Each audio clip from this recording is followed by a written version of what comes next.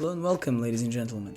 You can call me Pedro, and you most likely noticed that this video may have low views, but bear with me, I'll keep this one deep and short. So our topic today is failure. I think the first time we're all subjected to this concept is in our first year of school, because before that you kind of just eat and shit daily, right? There's not a lot to get wrong in that stage of life. But since first grade, you're instantly introduced to the concept of failing or passing a test. Most people don't fail at first grade tasks, but it's at that moment that failure becomes an actual possibility, technically, making failure real and sometimes really tough. I think grasping failure, depending on your background, can be easier or harder, but failure has its way of eating up your self-esteem, making you feel defeated, doubting yourself, and the worst part, because this can't be fixed through mindset alone, dealing with the consequences.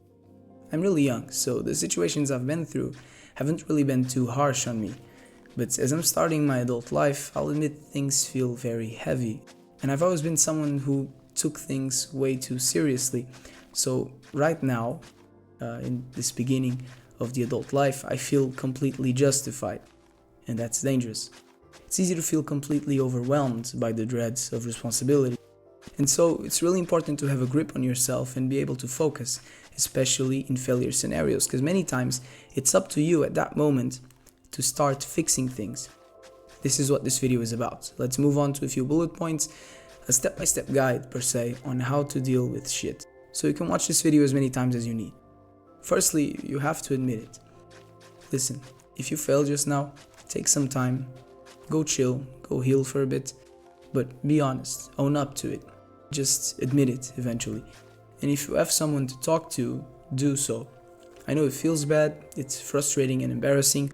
When we talk about things, it's kind of like making them real, right? It's easy to hide everything inside of us, and some things we should hide. Some things are just better inside you, and some things are better to deal with alone. But if it's bothering you too much, you gotta let it out, especially if the failure requires some kind of waiting for you to try again.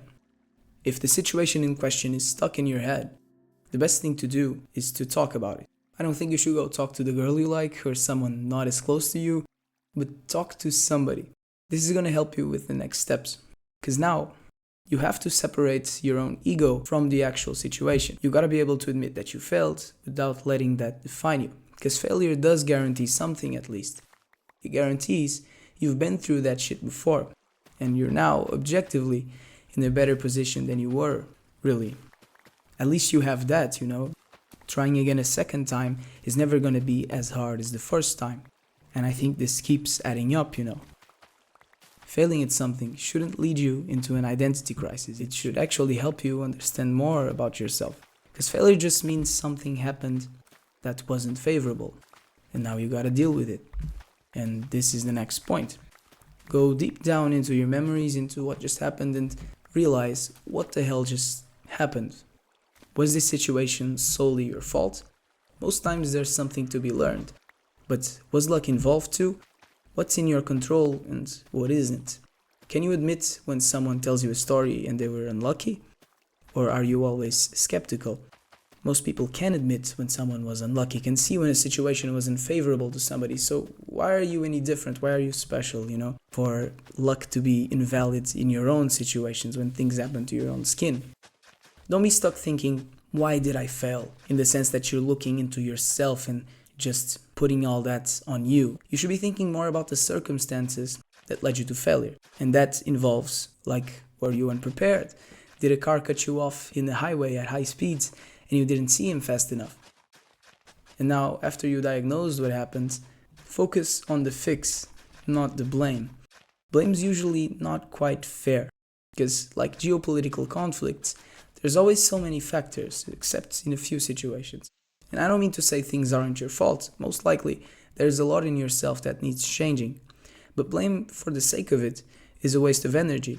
Whether it was your own fault or not, you're still the one who has to fix it. So stop looking backwards in that way, in a way that's gonna make you feel smaller. Because now you need to have the strength to realize what is the best thing to do right now. Think about it now that you've rested and do it. Don't lose the focus you had. Maybe you were motivated, maybe you were excited, maybe you really didn't think things would go wrong and you were like in that headspace that was so productive and you were actually doing things right. Don't waste the entire journey to the mountain just because you failed to climb it once or a few times, you know. Really, I think in today's society, this feeling is really exacerbated because we live in a world where everyone is posting their highlights. Nobody's posting their rejection emails or the time they messed up a massive presentation. You don't know anything real about anybody's life because it's all curated and made to look good, of course. You know, in your Instagram, you're not going to post, hey, I just failed this class. You're never going to do that. That makes absolutely no sense. So, even though responsibility is overwhelming, it most likely is because you're thinking you have to be perfect. But perfection isn't what makes you responsible. It's what makes you really good.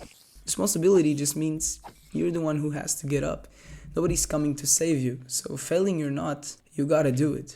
And without shame, because if you're at least trying and trying for real, I'm not saying you should be cruising through life, but if you're actually trying to do things and making up for it when you fail, you're doing what you're supposed to, even if you don't like the outcomes, even if there are consequences. That doesn't mean you weren't responsible. That means you're still responsible and you gotta keep dealing with the things, you know? So if you're watching this right now and you just blew it, even if things suck right now, and I know they probably do, especially like the day you failed or the day after, there's a grieving period after things don't go the way you want. I completely understand that, and I'm not trying to do that toxic masculinity thing of you have to bottle it up and keep working.